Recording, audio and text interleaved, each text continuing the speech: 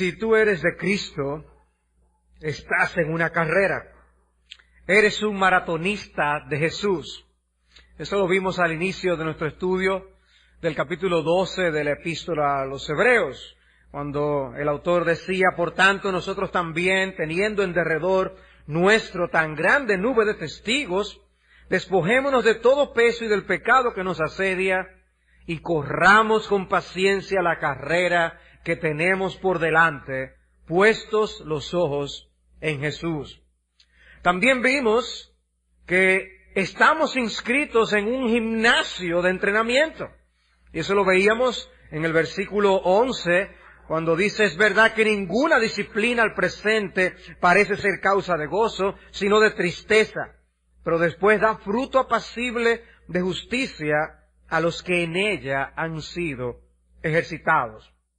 Y ahora el autor de la Epístola a los Hebreos continúa con este tema en la sección que vamos a estudiar, los versículos del 12 al 17, y dice así esta porción: por lo cual, levantad las manos caídas y las rodillas paralizadas, y haced sendas derechas para vuestros pies, para que lo cojo no se salga del camino, sino que sea sanado. Seguid la paz con todos, y la santidad sin la cual nadie verá al Señor. Mirad bien, no sea que alguno deje de alcanzar la gracia de Dios, que brotando alguna raíz de amargura os estorbe, y por ella muchos sean contaminados. No sea que haya algún fornicario o profano, como Esaú, que por una sola comida vendió su primogenitura.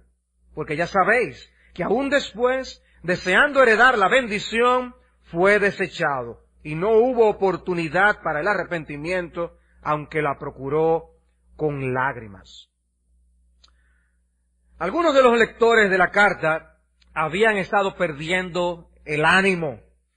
Otros habían perdido el foco de hacia dónde se dirigían. Y aún otros habían perdido el nivel de atención y cuidado de que debían de tener.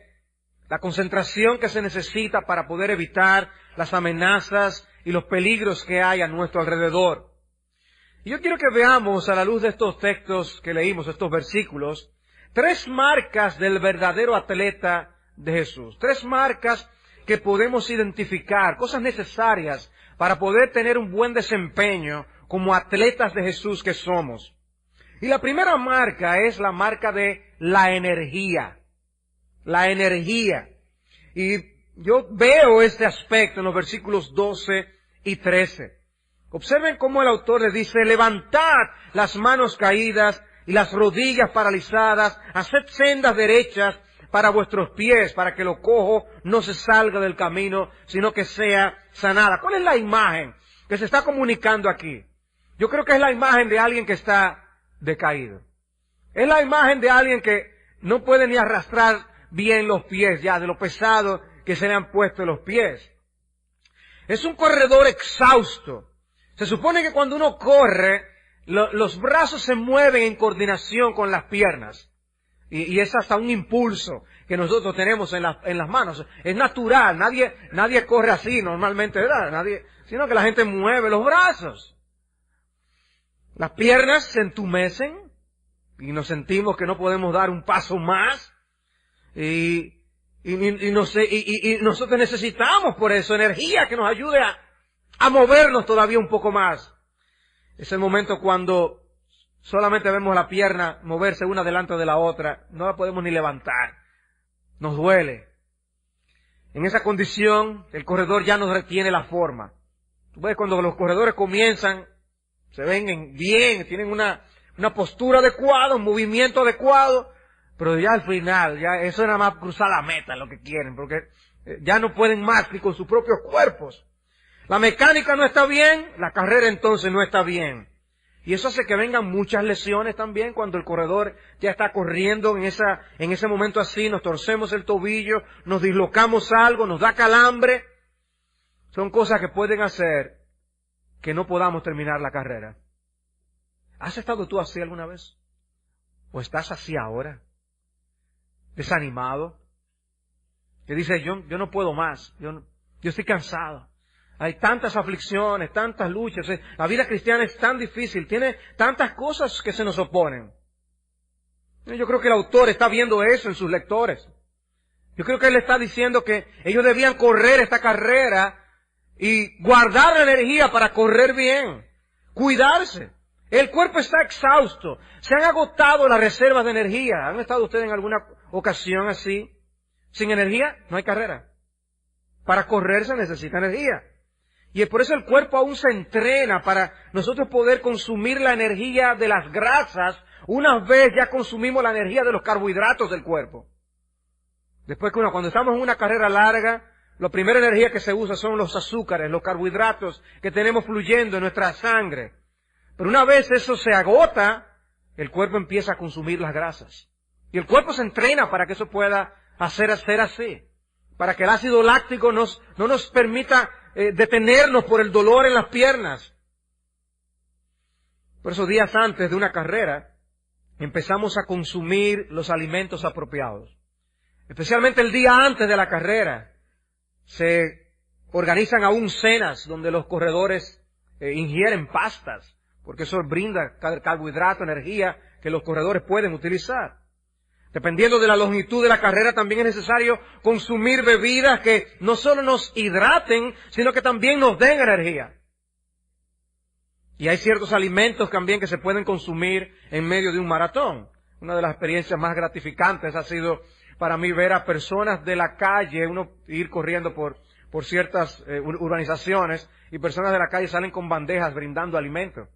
Y ahí uno coge fresa, guineo, y esas son cosas que ayudan a poder uno continuar en una carrera. La carrera se torna larga, se presentan dificultades, uno piensa que no da más, pero el cuerpo necesita usar más energía y le podemos proveer más energía tomando nosotros estos alimentos. Si no hemos entrenado bien, entonces la carrera se torna bien difícil. El cuerpo no está preparado para usar la energía que tiene en reserva. Y si nuestras almas no han reservado nutrientes espirituales que sean necesarios para soportar aún aflicciones, momentos de persecución, dificultades en la vida cristiana, entonces podremos ser tentados a detenernos en nuestra carrera cristiana. Ya no podemos levantar las rodillas, los brazos no se mueven igual, hemos perdido la mecánica y la forma, y como cristianos empezamos simplemente a movernos, pero estamos avanzando muy poco. Por eso Proverbios, en el capítulo 4, versículo 26, que es el texto que yo creo que el autor de Hebreos está citando, dice: examina la senda de tus pies y todos tus caminos sean rectos. No te desvíes a la derecha ni a la izquierda, aparta tu pie del mal. Examina cómo andas, examina cómo estás corriendo, cuál es tu postura.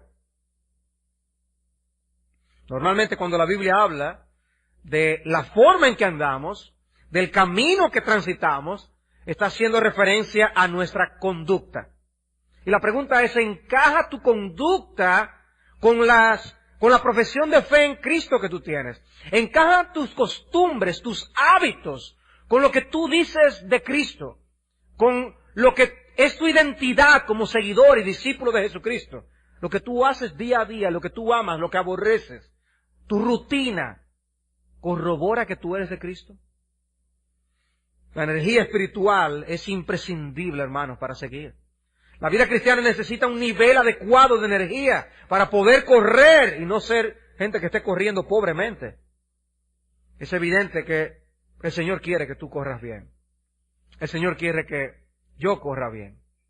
El Señor quiere que corramos bien. ¿Qué podemos hacer entonces? Necesitamos energía, pero nos cansamos. A veces nos sentimos agotados. ¿Qué podemos hacer? Bueno, según el apóstol Pablo, ¿cuál es la gran fuente de energía del cristiano? El Espíritu Santo. Y esta mañana precisamente hablábamos de eso, viendo en el Evangelio de Juan, en el capítulo 16. Es por el Espíritu que podemos hacer morir lo terrenal. Romanos capítulo 8, Colosenses capítulo 3. Es el Espíritu que nos ayuda a hacer morir lo pecaminoso y a cultivar virtudes cristianas. Por eso se llama el fruto del Espíritu. Necesitamos ser alimentados por el Espíritu para tener energía y vigor espiritual para poder seguir hacia adelante. Me gusta cómo lo dice un comentarista. Dice, la transformación que restaura las manos y las rodillas paralizadas es una operación del Espíritu Santo. Para poder seguir corriendo bien, necesitamos del Espíritu Santo. Es por eso que la Biblia nos manda a ser llenos del Espíritu. Tenemos que ser llenos del Espíritu. ¿Y a qué equivale la llenura del Espíritu? A la llenura de la palabra de Dios. Necesitamos el nutriente de la palabra de Dios alimentándonos de continuo. No simplemente leyéndola, no simplemente oyendo un sermón, asimilando la palabra de Dios. Haciendo la parte integral de nosotros. Leer por leer, oír por oír, no vale nada si eso no se traduce en algo concreto en nuestra vida, en un nutriente que nos sostenga. El desánimo espiritual, hermanos, puede ser desastroso. Por un tiempo te lleva a hacer lo que un cristiano está supuesto a hacer, pero sin la vida, sin el vigor con que tú debes hacer las cosas. Y vienes a la iglesia, vienes al culto de oración, tú vas a la reunión de grupo pequeño, tú cumples con tu desempeño en el trabajo, pero ¿dónde está el vigor? ¿Dónde está el deseo? ¿Dónde está el ánimo? ¿Dónde está el fervor? ¿Dónde está la pasión? Has caído en un hábito simplemente de hacer las cosas de un cristiano. Y si tú persistes en una forma así, fácilmente eres tentado a abandonar la carrera. Ese era el peligro que estaban enfrentando los lectores de esta carta. Resultaba más fácil para ellos volver a sus tradiciones, echar a un lado el poder del Evangelio de Jesucristo y seguir haciendo lo que hacían antes según el Antiguo Pacto. El Antiguo Pacto era menos peligroso, ahora nos están persiguiendo por ser cristianos, por creer en Jesús. Dice alguien, las tradiciones y los sistemas humanos conducen al agotamiento del creyente, que deja de tener interés por correr con firmeza y la valentía de la carrera de la fe. Entonces, una de las marcas es energía. Necesitamos energía para correr la vida cristiana. ¿Cómo está tu nivel de energía? Yo no quiero que levanten la mano ni preguntar cuántas pastillas están empezando ustedes a tomar ahora. Yo sé que a medida que van avanzando los años, yo tomo más pastillas que la que tomaba antes. Y recuérdate la vitamina C, parece ya un abecedario. La A, B, C, C. Y aquello para esto, y aquello para lo otro, y esto es muy bueno para esto. Y de repente está uno tomando un montón de cosas. Y espiritualmente, nos cuidamos así. Hay un hermano que ya partió a la presencia del Señor, que nunca se me olvida, que cuando encontraba un buen versículo para compartir decía, tengo una nueva pastillita. Y él compartía el versículo. Mi hermano, nosotros necesitamos nuestras pastillitas espirituales. La verdad de Dios es lo único que nos puede mantener con energía en la vida cristiana. No te conformes, mi amado hermano, con sencillamente hacer lo que un cristiano está supuesto a hacer. No te conformes, porque si hay que venir a la iglesia, vengo. Si hay que incluir sentar ministerio, me incluyo. Si hay que servir así, lo hago. Si hay que ir a primavera, voy a primavera. Si hay que ir... No, hermanos. Debemos hacerlo con energía para la gloria de Dios. Como se debe correr una carrera. Con pasión. Y es una carrera que sabemos que es maratón, no es simplemente una carrera para terminar en un momento, en un instante. Debemos salir preparados para durar mucho en esta carrera. Es agotadora, cansa. Y por eso podemos desanimarnos, podemos sentirnos tan agotados y cansados. Yo tengo una pequeña aplicación en el celular que va diciendo cuánto uno va corriendo, la distancia, va calculando el tiempo. Y yo pienso a veces que tengo muchísimo corriendo, dice 1 kilómetro corrido. Y yo pensaba que ya llevaba como 3. Pero al final te pones, ¿cómo estuvo la carrera? Entonces te pone varias caritas. Una carita alegre, una carita que se sonríe menos, una sin sonrisa, otra triste y otra listo y servido. Yo cada vez más estoy tendiendo a marcar esa. Termino listo y servido. Agotado. Bueno, nosotros a veces andamos con caras así en la vida cristiana. A veces uno percibe que el cristiano está cargando la vida cristiana. ¿Y dónde está el gozo del Señor? que es nuestra fortaleza? ¿Dónde está la pasión? ¿Dónde está el vigor con que nosotros hacemos las cosas? Que no hacemos las cosas por hacerlas. Estamos corriendo para la gloria de Dios. ¿Dónde está? Hermanos, lo que estamos diciendo es, el autor está señalando aquí para que nosotros podamos discernir cuando no estamos corriendo bien.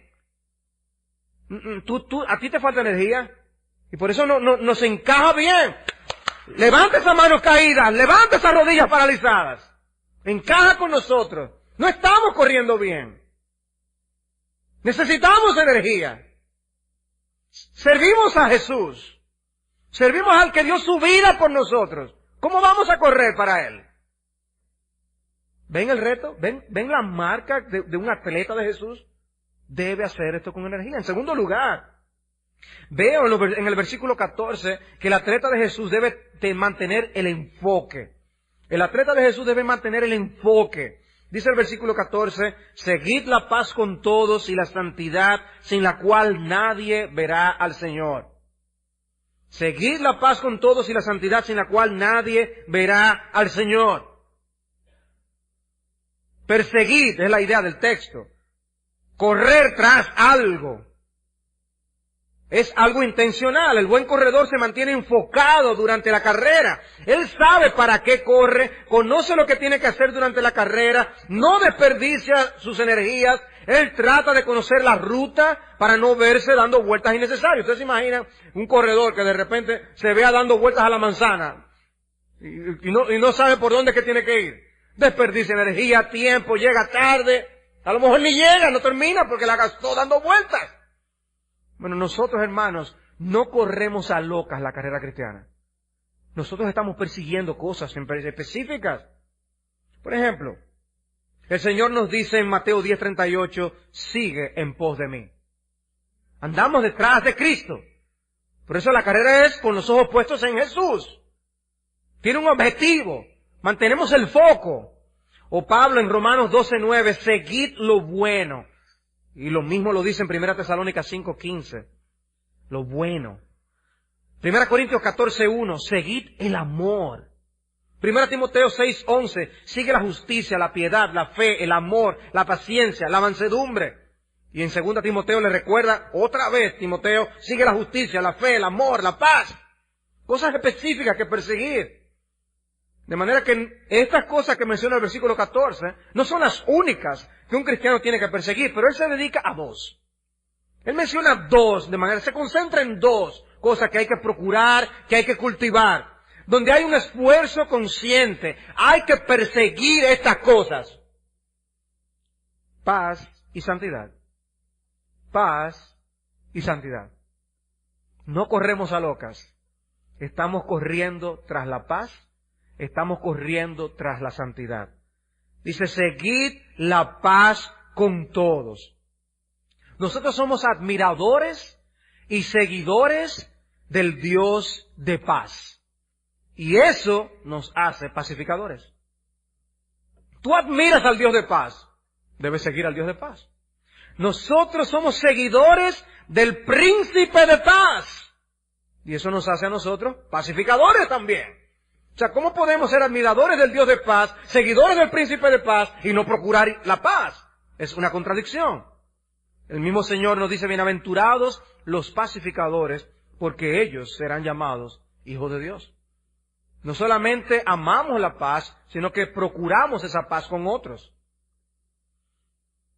Marcos 9:50, tened paz los unos con los otros. Romanos 12:18, si es posible, en cuanto dependa de vosotros, estad en paz con todos los hombres. Romanos 14:19, sigamos lo que contribuye a la paz y a la mutua edificación. Énfasis, Cristo, Pablo, sigamos la paz. O sea que si nosotros no estamos procurando esa paz, ¿estamos nosotros realmente en comunión con el Dios de paz? Hay algo ahí que no anda bien. O sea que en lugar de conflictos debemos ser promotores de paz. Entes de paz. ¿A quién ustedes creen que le da gloria cuando nosotros provocamos o aupamos o permitimos los conflictos en la iglesia? ¿A quién le damos la gloria? A Satanás. Satanás es el que quiere como adversario de nuestras almas, crear problemas, crear conflictos, pleitos entre los hermanos. ¿Y le robamos la gloria a quién? A Dios. Le robamos la gloria al Señor. Entonces, el conflicto dentro del pueblo de Dios es una de las cosas que nos impide correr bien. Debemos entonces por eso activamente procurar la paz, ser entes pacificadores. Ahora, permítanme decirles algo. La experiencia personal, tanto por ver a otros como por verme a mí mismo, me ha mostrado que en realidad nosotros interpretamos esos pasajes que yo acabo de leer como refiriéndose a la manera como nosotros podemos ayudar a mediar entre los problemas que otros tienen. O sea, yo soy un pacificador, yo veo a hermano A que tiene un conflicto con el hermano B. Entonces yo vengo como pacificador y digo, ustedes deben reconciliarse. Y mira, tú con él, ámalo. Sí, tú también haz lo mismo, perdónalo. Y dice como, yo soy un pacificador. Interpretamos esos pasajes de esa forma. Sin embargo, estos versículos están hablando también de que a lo mejor yo soy A. O a lo mejor yo soy B. Ahora, cuando soy yo el que estoy en el problema, los versículos como que significan otra cosa. Y es ahí cuando dicen, es que tú no conoces a mi papá. Ese hombre es un borrachón que cuando llega a la casa, o esa mujercita con la que yo me casé, como si fuéramos Adán, la mujer que me diste,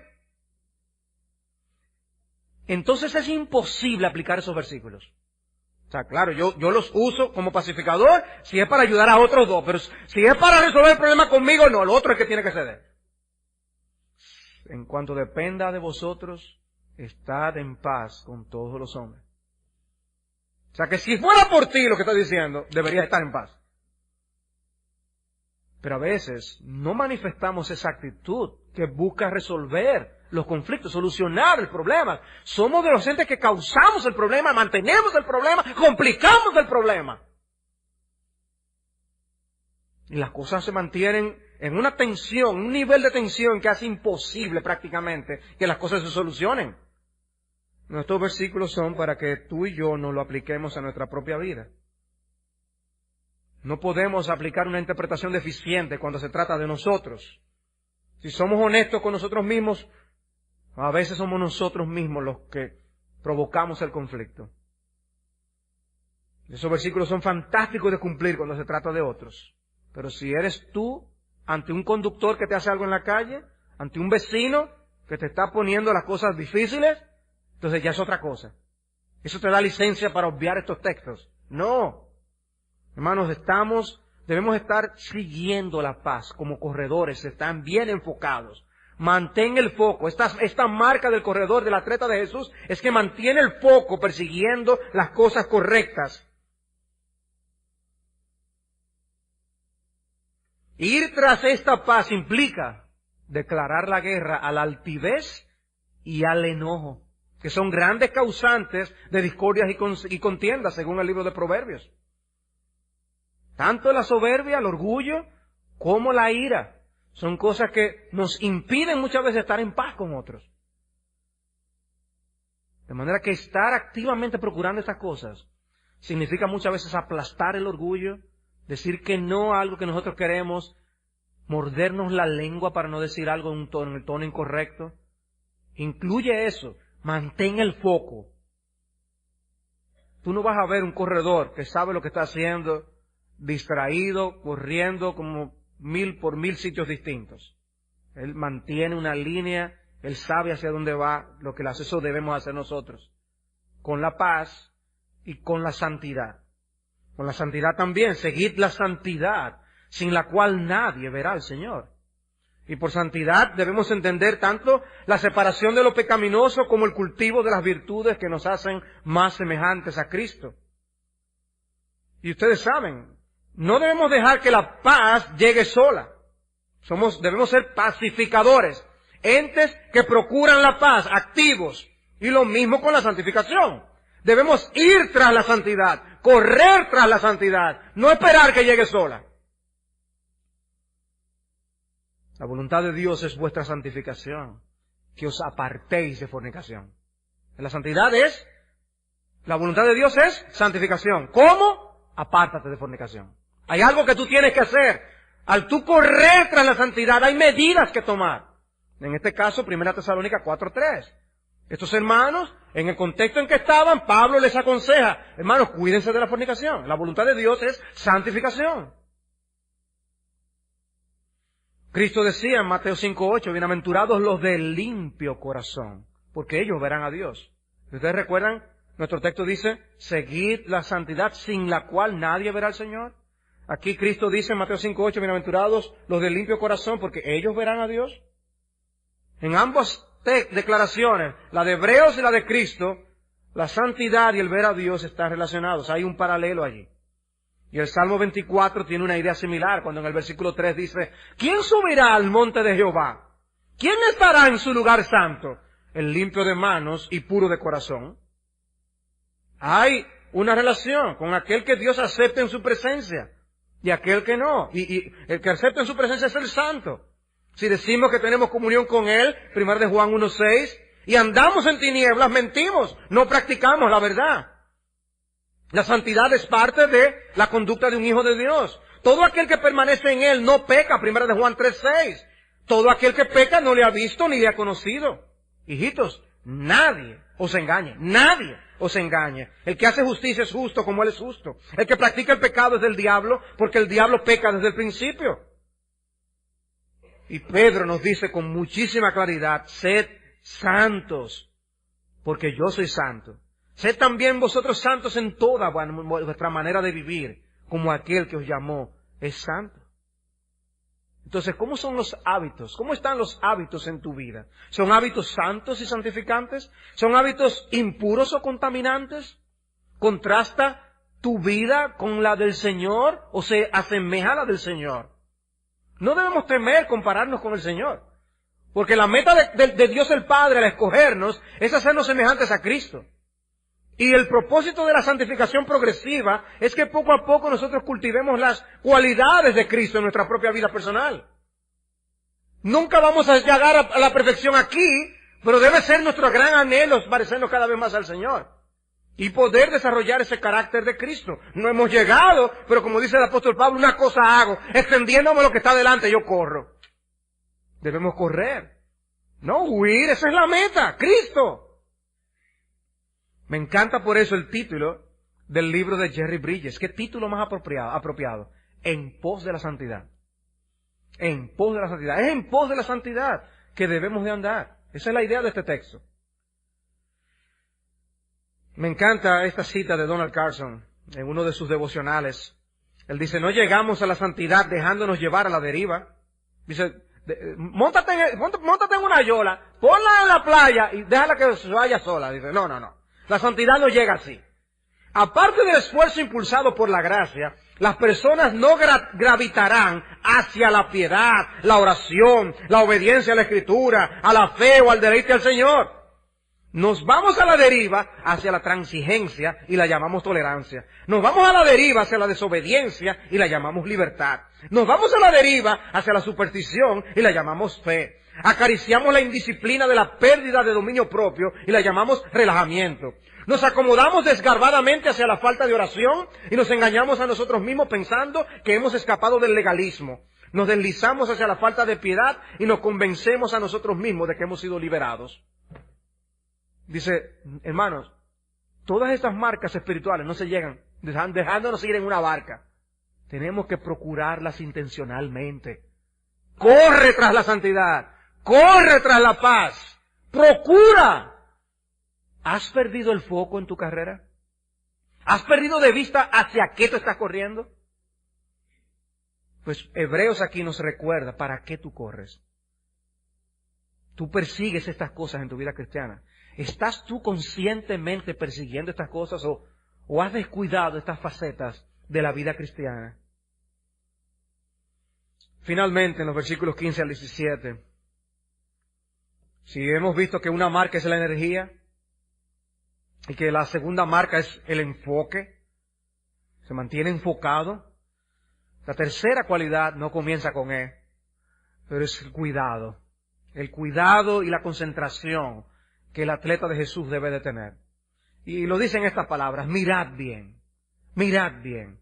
No sea que alguno deje de alcanzar la gracia de Dios, que no llegue a la meta, que brotando alguna raíz de amargura os estorbe y por ella muchos sean contaminados. No sea que haya algún fornicario profano como Esaú, que por una sola comida vendió su primogenitura, porque ya sabéis que aún después, deseando heredar la bendición, fue desechado y no hubo oportunidad para el arrepentimiento, aunque la procuró con lágrimas. Una carrera no tiene que ser una carrera de obstáculos para que tenga obstáculos. Hay carreras de obstáculos, que le ponen obstáculos a propósito, pero hay otras que no necesariamente las tienen. Pero nosotros vamos a encontrar obstáculos en la vida cristiana. Hay asuntos previos a la carrera que pueden afectar tu desempeño. Tienes que conocer tu cuerpo, cuántas horas necesitas sin comer antes de una carrera. ¿Cuánta agua necesitas para mantenerte hidratado?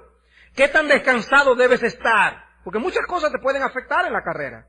Pero también hay asuntos a tener pendiente durante la carrera. ¿En qué tipo de terreno tú vas a correr entonces? Para ver cómo corres. ¿Qué atención debes prestar? Porque no es lo mismo correr en la arena que correr en una calle. No es lo mismo. Hay hoyos donde puedes estar que te pueden hacer caer. Hay demasiados corredores a tu alrededor. Puedes tropezar y caer. Te pueden aplastar. ¿Qué medidas podemos tomar? Tenemos que estar atentos a las circunstancias para ver qué puede pasar. Y si eso es con respecto al correr, lo podemos aplicar a cualquier otro deporte, donde se necesita estar atentos a lo que está sucediendo. Pues el autor de Hebreos quiere llamar la atención del atleta de Jesús a una cosa más: el peligro de una raíz de amargura. El peligro de una raíz de amargura. Y dice: mirar bien, mira bien, sé vigilante, ten cuidado, observa con atención. Es como la idea de alguien que está inspeccionando algo, un centinela que está vigilando. ¿Y cuál es el peligro?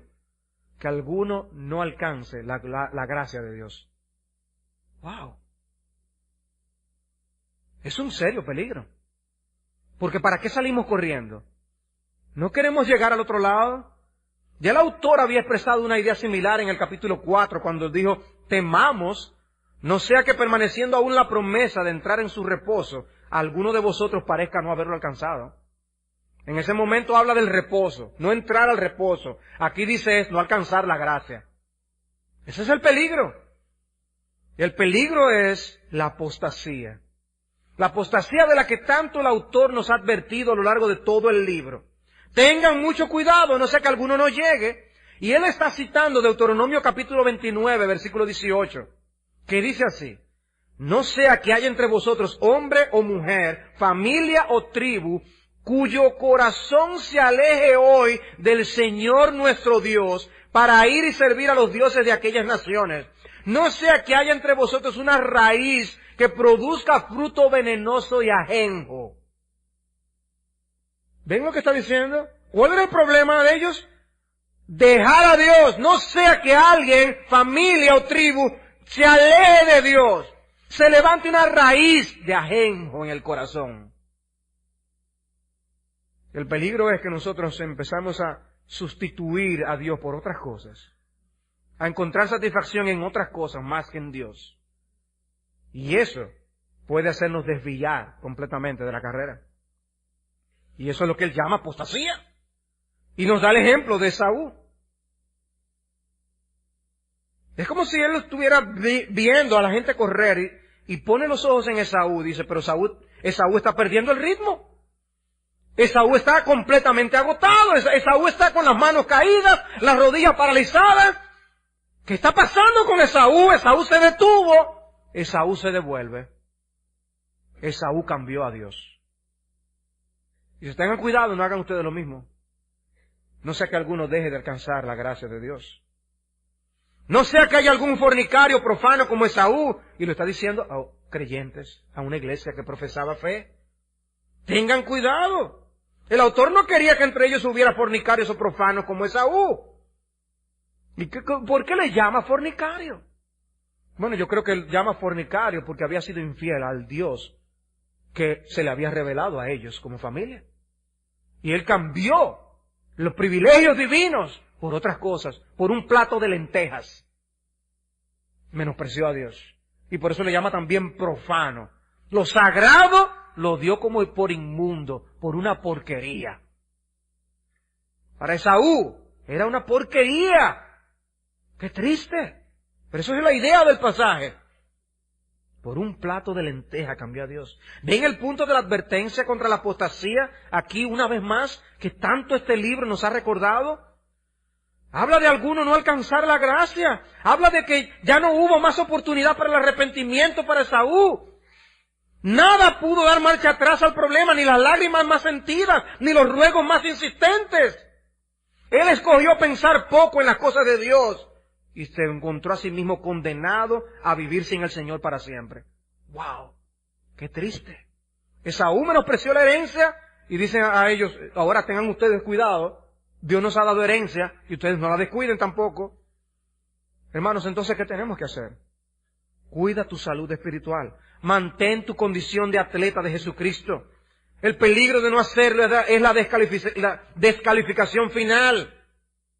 Pero no solamente cuídate tú, también mira por los que están a tu alrededor. Cuidémonos los unos a los otros. Es un énfasis en la epístola. Me impactó esto que MacArthur dice. Trágicamente, incontables miles de personas han pasado todas sus vidas en la iglesia y sin embargo nunca han venido a salvación. Y otros miles vienen a la iglesia por un tiempo sin ver ninguna evidencia de nada sobrenatural o atractivo, se han vuelto atrás y han apostatado. Somos exhortados a velar por este asunto, estar vigilantes, para que en lo que seamos capaces de influenciarles, ninguno a nuestro alrededor viva para la ilusión de ser cristiano sin serlo, o que nadie se exponga al evangelio y se aparte del mismo. Dice, debemos velar para que nadie se aparte. Debemos velar para que todos lleguemos. Nos debe interesar cómo está corriendo el de al lado, en otras palabras. En conclusión, ¿cómo está tu ánimo? ¿Cómo está tu ánimo ahora como atleta de Jesús? ¿Cómo está tu nivel de energía espiritual para continuar corriendo la carrera? Para seguir usando tu vida para la gloria de Dios, para seguir sirviendo al pueblo de Dios, para seguir ganando discípulos para el Señor. Hermanos, el estímulo mutuo no es de poca importancia dentro del pueblo de Dios. Tú lo necesitas, yo lo necesito.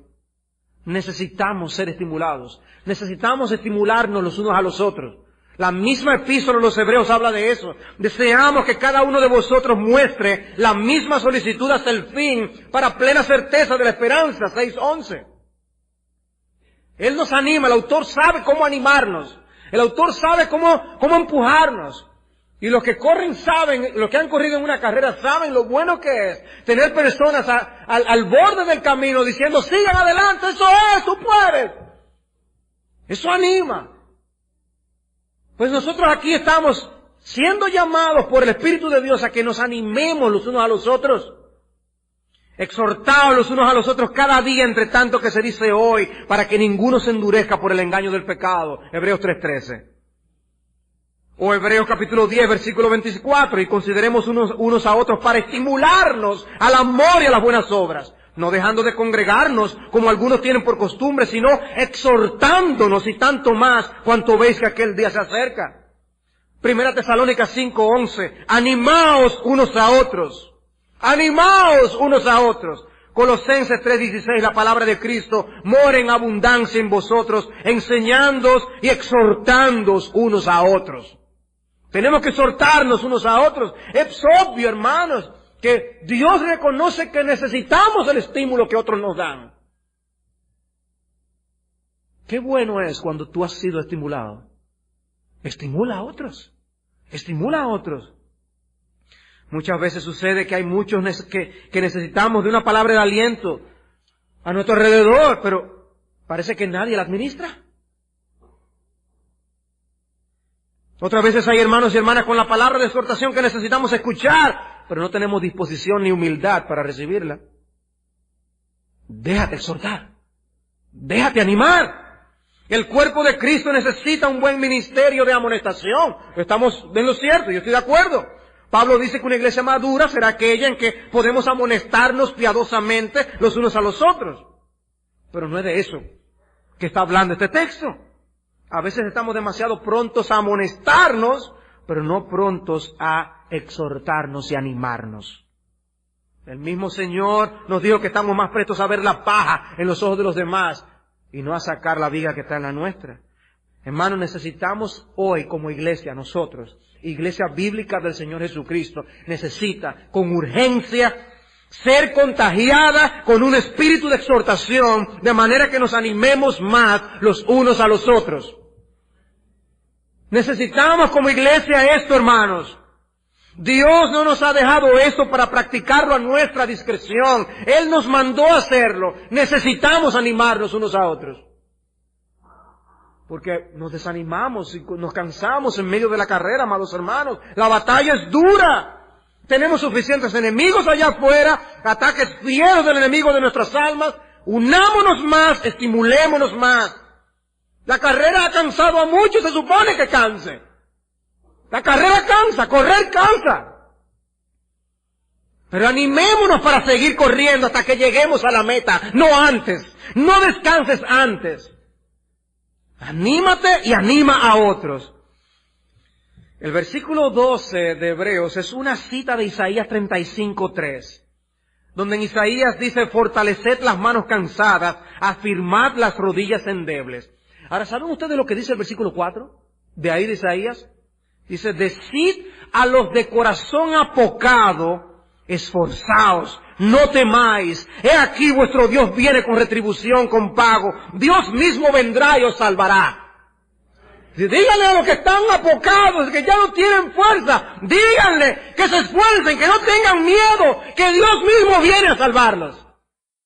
Vengo, es un estímulo. Y precisamente ese fue el mismo capítulo que Jesús utilizó para enviar a través de los mensajeros de Juan el Bautista, cuando Juan el Bautista estaba dudando de que si Cristo era el Mesías o no.